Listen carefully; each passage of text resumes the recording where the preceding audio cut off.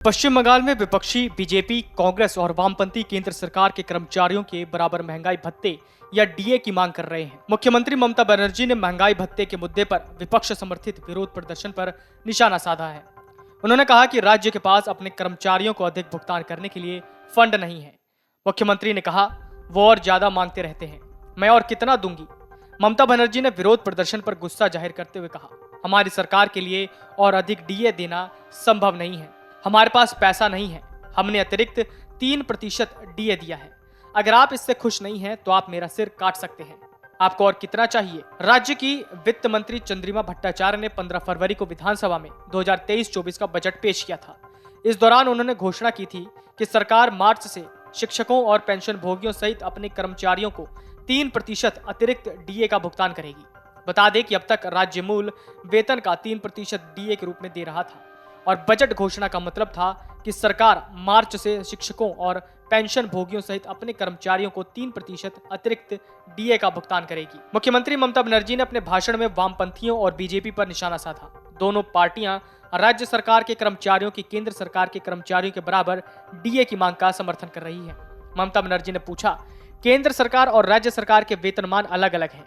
आज बीजेपी, कांग्रेस और सीपीएम एक साथ आ गए हैं। कौन सी सरकार वेतन के साथ इतनी छुट्टियां देती है? विपक्ष पर निशाना साधते हुए बंगाल की मुख्यमंत्री ने कहा, मैंने सरकारी कर्मचारियों को 1.79 लाख करोड़ डीए का भुगतान किया है। हम 40 दिनों की पेड लीव देते हैं। आप केंद्र सरकार से तुलना क्यों कर रहे हैं? हम मुफ्त चावल देते हैं, लेकिन रसोई गैस की कीमत देखें।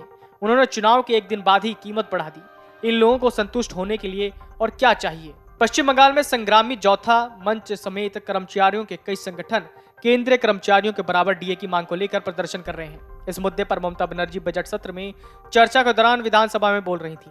उन्होंने केंद्र और पश्चिम बंगाल सरकारों के वेतन ढांचे में अंतर का हवाला दिया। ममता ने दावा किया कि राज्य में तृणमूल कांग्रेस सरकार पहले से ही अपने कर्मचारियों को 105% डीए दे रही है।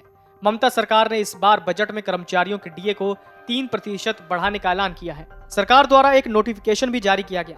इसमें छठे वेतन आयोग की सिफारिशों के मुताबिक ही 1 मार्च 2023 से कर्मचारियों, पेंशनरों और पारिवारिक पेंशनरों को उनके मूल वेतन पर 6% की दर से डीए अनुदान दिया जाएगा।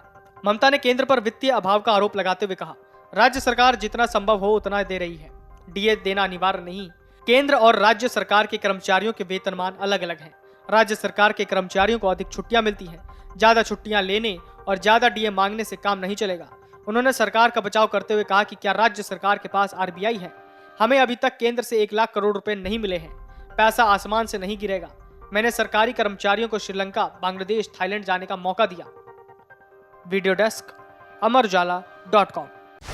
डाउनलोड करें अमर उजाला ऐप और पाएं खबरें लगातार। अगर आप ये वीडियो YouTube पर देख रहे हैं तो हमारे चैनल को सब्सक्राइब करें और बेल आइकन को दबाना ना भूलें। अगर आप Facebook पर ये वीडियो देख रहे हैं तो हमारे पेज को लाइक करें।